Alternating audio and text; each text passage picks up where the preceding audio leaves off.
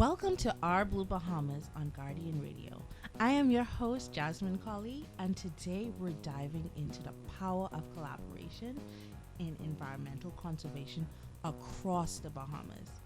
Joining us is Vanessa Bethel from ORG, who is here to talk about an exciting initiative called Map for Good, a project that connects NGOs across the country to strengthen impact and improve how we protect our environment. Vanessa, welcome to the show. Thank you so much. To start us off, also, we're here with our very own Heather Brockbank. Hi, thank you for having me. I just wanted to make a note also that we are podcasting from BREEF, so the Bahamas Reef Environment Educational Foundation. And I know we might not have mentioned it in a while, but BREEF serves to educate our wider community on how we can better conserve and educate others on how to conserve and protect our Bahamian marine environment. Wonderful. So, Vanessa, again, welcome. And to start us off, can you tell our listeners a little bit about ORG and the work you do? Sure. So ORG, or the Organization for Responsible Governance, it's a mouthful, so we just abbreviate it to ORG. We work to promote the principles of good governance. So things like transparency, accountability, inclusive decision making. And we do that. We build tools to help facilitate communication between the public and the government. We also do capacity building initiatives for local organizations. And, the work that we do is about strengthening all of society. So again, we do grassroots education and community building work because we all play a role in good governance. And my role particularly is about building systems that help facilitate that. And Map for Good is a key initiative. And now, Map for Good is such an interesting name. So what is it? What inspired this initiative? Can you just tell us a little bit more about that? Sure. So Map for Good is a national effort to build a map and directory of all of the nonprofit, including faith-based organizations in the country, which is a big task because we know that there are many, at least 1,400 registered organizations, right? And it was inspired because repeatedly organizations doing work are noticing the gap of who else is doing this work? What type of work are they doing? How can we identify where we might be duplicating efforts and how maybe we can strategically partner and collaborate to do things more effectively? And so Map for Good seeks to help address that need. Okay, and you're saying faith-based organizations. So Yeah. we're talking about churches. Yeah. Okay, wonderful. Yeah. So that's so amazing. So essentially the whole Bahamas is getting more connected with, like you say, faith-based organizations and NGOs like ourselves, which BREEF is a nonprofit as well. So essentially it helped organizations not work in silos. Exactly. Often that happens, especially when we know that the sector is running with limited resources and we're often stretched thin. So it makes it harder for us to take that extra effort to kind of look around and see what others are doing. So by having a tool that helps facilitate that, it takes a little bit more of that weight off of those of us in the sector that are scrambling to do this vital work, to enable us to better identify those opportunities where other organizations are functioning. Also, it helps identify where there are no organizations doing work, right? So if we are able to build a better picture of the whole ecosystem of nonprofits, then we get a better insight into actually what's happening, what types of services are being provided, what might be lacking. And so there's a lot of potential of what Map for Good can do. And it's very much in development at the moment. We're building those relationships with organizations so they can come in and sign up because we want to verify information. We want to ask them, what are you doing? What types of services do you provide? What's your mission? Those basic core bits of information. How can people reach you? You know what I love about this initiative, and just bringing it back for our listeners, our Blue Bahamas. We live in a very archipelagic nation. We have a lot of islands. It's so difficult sometimes, connecting so much persons. So having this map for good, not only connecting the organizations, but essentially connecting different islands. And I think that's so important when it comes to collaboration, especially in the environmental space. Yeah, I think that was going to be my next question as to how it really takes the burden off of for Family Island persons really going out and looking for these services, or even having to travel all the way to Nassau and kind of search out for these services, when you could have a map for good system where you can just look up the service you need and find dedicated professionals who are already doing the work, how you could possibly get involved, or even just identifying gaps within your own community. Absolutely, and that's one thing at org, we're really committed to not being Nassau centric.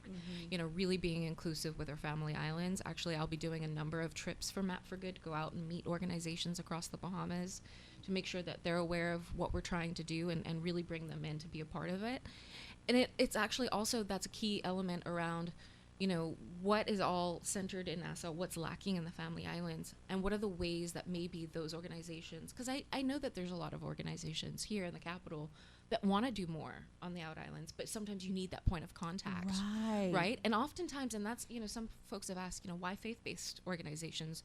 Technically, under the MPO Act, they are considered nonprofits, but also faith-based organizations are usually the center of many communities. They're that key point of contact. And so it's a way to facilitate organizations to be able to bring their programming to communities where there may not be the infrastructure or the ability to have a full-fledged nonprofit there already, but it's a way to bring the services and the support to those communities, especially in times of disaster. Right, and also in just the preparedness of for disaster. But we know there's a lot of things that are happening on the day-to-day, especially the education, bringing those opportunities to everyone throughout the nation. Listen, I know exactly what you're talking about, because at Brief we have a sea camp, which we do in two water islands outside of the capital, and it's the local heroes such as Miss Althea, who works at the library at Haynes, having her just help with the community based and knowing and disseminating the information. Absolutely. And knowing the persons, although we have this goal, but having that really strong point of contact that we can lean on is so important. Yep. At the end, like Jasmine said, we've seen the importance of partnerships.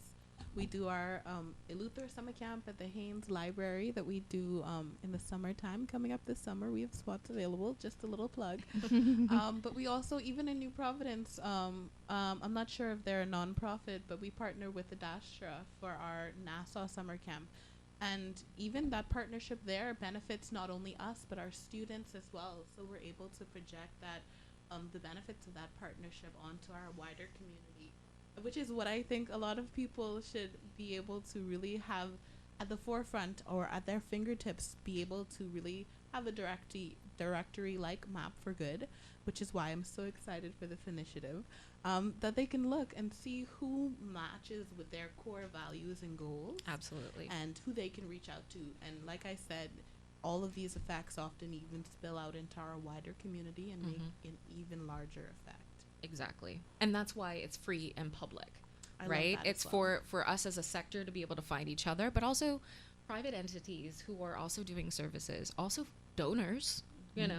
We've actually had multiple cases where people have already reached out to us because they've seen or heard about Map for Good by Googling, and they're like, hey, we're associated with a resort that's in the country. We do we have a corporate social responsibility team, and this team in particular, they were really more about actually doing long-term multi-year funding to really do sustainable practices, but they were trying to identify organizations that fit within their target and the areas that they wanted to work on, right? But they were having trouble doing that, right?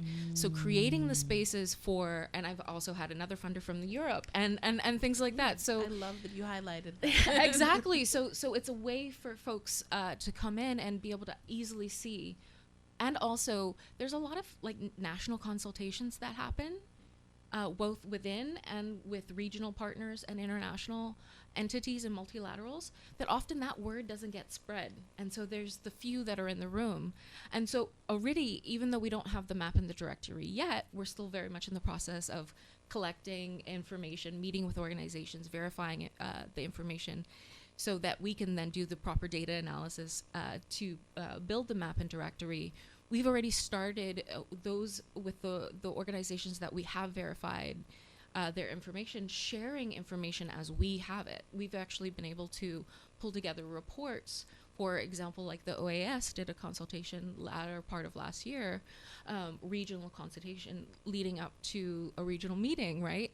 A lot of people wouldn't have been in that room and couldn't be in that room because it was Nassau, no virtual option, and they were not out islands. But we were able, based on the core themes of the event, pull together a quick survey, share that with the network, and we were able to compile, diverse information from people who are on the front lines of the work that are related to those themes, and bring that to the conversation. That is so beautiful. What I'm hearing is it's inclusive. It has this point where a lot of persons can get donor and also financial mechanisms within their organization. And I think that's so, so important. So I just want you to walk us through Map for Good. Like, how does it work? Is it online? How would someone see or use it? Tell us about that. Sure. So like I said, we're in the midst of still compiling the data. So there's no map or directory yet, which that's to say, for organizations who are signing up, like I said, there's stuff being shared and resources and opportunities for capacity building trainings. Like, for example, that's something that org does for free for organizations. And we share those resources.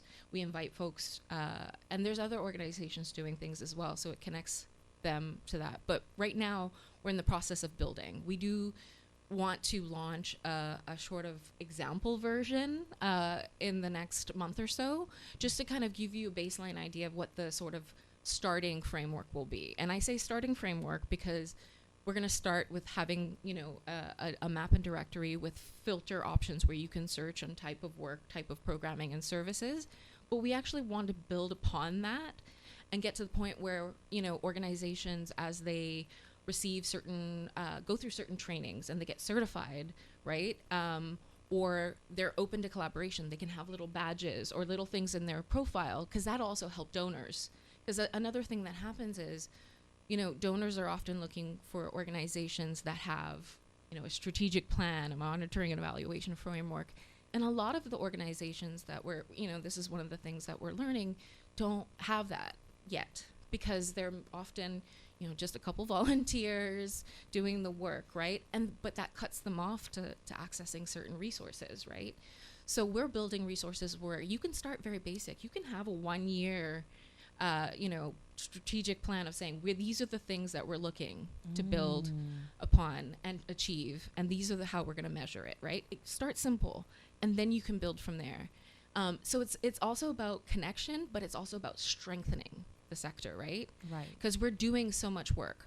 So right now, the way people can get involved is connect with us. I'm happy to share my email, which is vanessa@org.bahamas. But also, if you just Google Map for Good Bahamas or go to our website, orgbahamas.com, it'll come up and it gives you extra information about the project, but also ways for you to reach us to express your interest.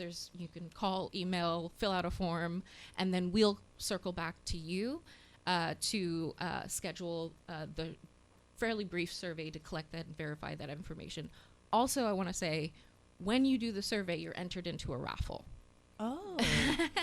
So we are giving away canoe credit, $50 canoe credits, which goes a long way. We're also building up some more larger prizes. Like, for example, we have a stay at a hotel in Eleuthera. We are working on getting some bigger prizes. So, and everybody gets entered. And then if you refer other organizations and they sign up, you get re-entered.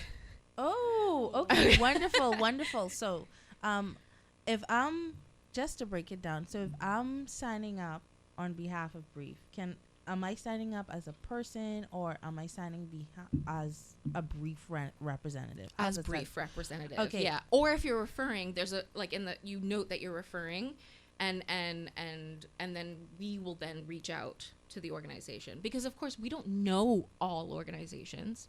Mm-hmm. I do Map for Good on the road, which is literally me driving around looking at churches and looking at, and stopping, trying to stop by. Same thing with the trips. But it takes all of us to kind of identify who's out there, especially because, like I said, we want to be inclusive. We want not just the bigger, more well-known names. We want all of those amazing groups that are doing work. So how does this platform help with communication across the different NGOs by being a part of Map for Good?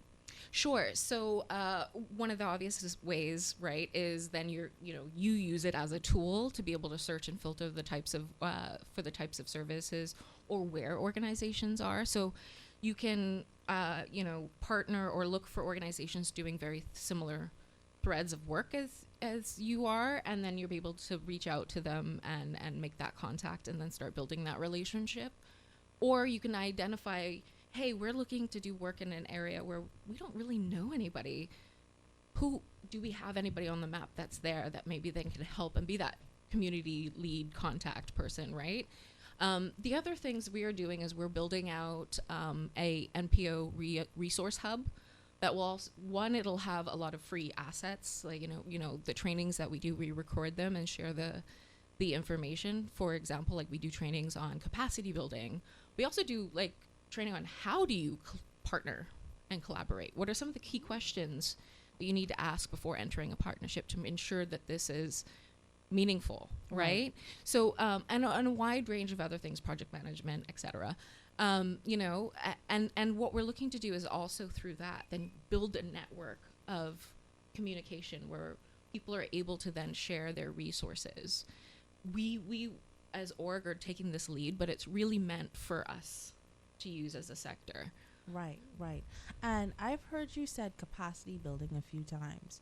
So you would have been in contact with a lot of NPOs. So where do you see most capacity building needs or in the Bahamas in this space? Yeah, I mean, obviously, the number one for everyone is fundraising, right? Like, we're doing a lot with little, but I think what we're also seeing is there are a lot of organizations that are functioning at a very foundational level. So some of that foundational governance capacity building is needed. Like, how do you write a strategic plan starting from basic and you build up? What is monitoring and evaluation? How do you approach that? How do you write grants, right? And people are at different places in terms of where their knowledge is. And so there's multiple resources to meet people where they're at, right? And so it's meant to serve and everybody depending on where they're at. Because again, a lot of folks are functioning very bit like, doing drives and then trying to do a community service versus other folks are writing their grants for international multilaterals and stuff. So there's people at various levels, but some of the needs are exactly the same. You just have to kind of tailor it depending on where people are at. Right. So is there an example of where a successful collaboration has come from this? I know you said that you're still in developmental stage, but I know that there's still a network being weaved at this point.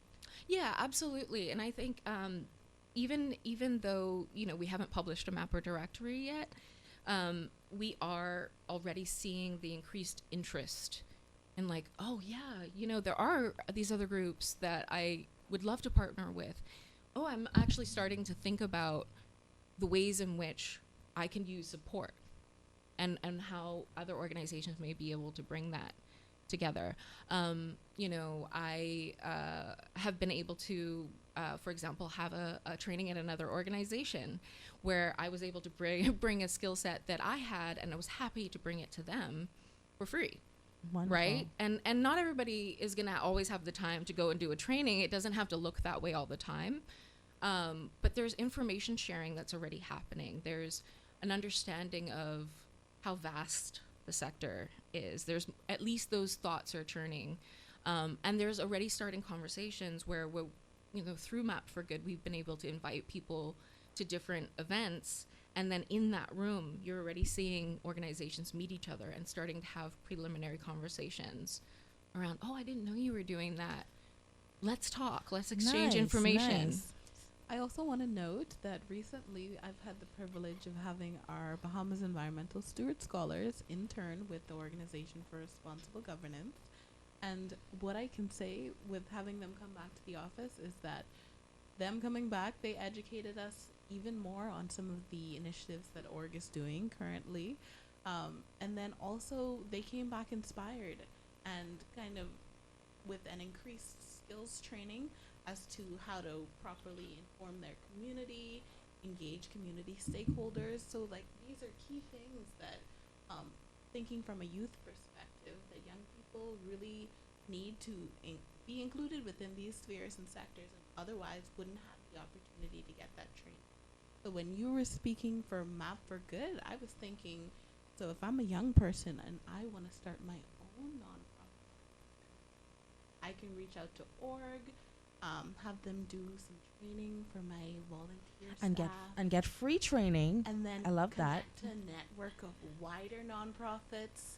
So that's just a plug for our young persons to reach out to the Organization for Responsible Governance, see how you can get started. Absolutely. And to your point, like when young folks really attach sometimes to a specific theme, or they know they want to make a difference and they're thinking about, how can I do that? One of like, does it make sense for me to start my own organization? Or is there an organization that I can start interning at or volunteering with and start getting insight to something before I leap to starting my own organization? Also, we actually have a toolkit on this exact thing of like, how do I go about making a difference where I care about something? We call it an advocacy toolkit because it can look like different things. And there's some questions you may want to ask yourself to help guide your decision, because we also don't want everybody to jump and just start a nonprofit, because again, that gets into the duplication of effort sometimes. Right. So sometimes it makes sense of where can I then work with folks that are already on the ground, gain insight, and then doing that insight may identify a gap, and then you can say, I can start an organization to fill that gap. Right? So it's often thinking about it strategically, right? What makes the most sense, and because ultimately at the end of the day, it's about lifting everyone up. The youth, individuals, organizations. It's about making that difference and strengthening and increasing impact, essentially. So where would persons get access to this advocacy toolkit? Sure. Right now it's on our website.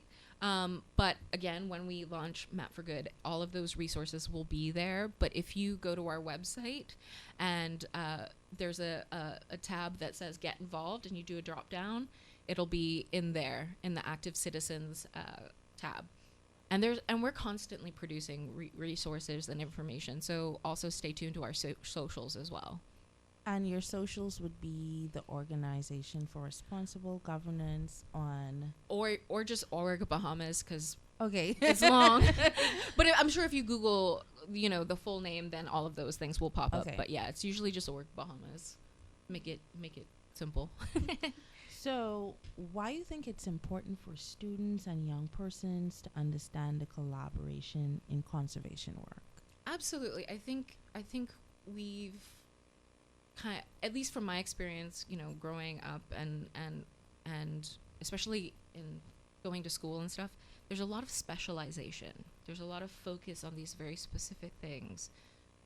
But everything is interconnected, and often these problems or the things that we're facing, like conservation, are complex problems, right? Yes, it's related to the environment, but there's also people, right?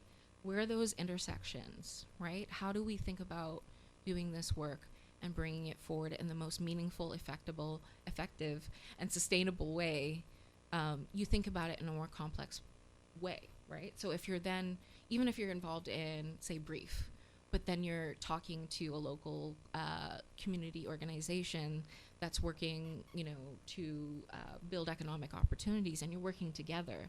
the likelihood is their programming is going to come out more sustainable and comprehensive because you're looking at it holistically, and doing that also gets more buy-in, Right. because you're meeting people's concerns, you're meeting, the needs, you're educating folks. There's a lot of different opportunities, but when we work in these very narrow silos, yes, all of our missions are important, right? But there's ways in which they're all interconnected. So how do we start then breaking down those walls, making those connections, and then using those connections to really tackle those issues in a meaningful way? And I think that's really important for folks. And I think for young folks, it's often easy, especially like I said, going through the schooling, to get pulled into these narrow focuses. So I always think, like, even through studies, you can have a narrow focus, but explore other things. Take maybe a slightly interdisciplinary approach just to get insight from, hey, you're studying marine biology, maybe take a sociology class or read a sociology book or something. Then you can start interacting with different ideas, and I think that gives you a more meaningful picture of how to do the work.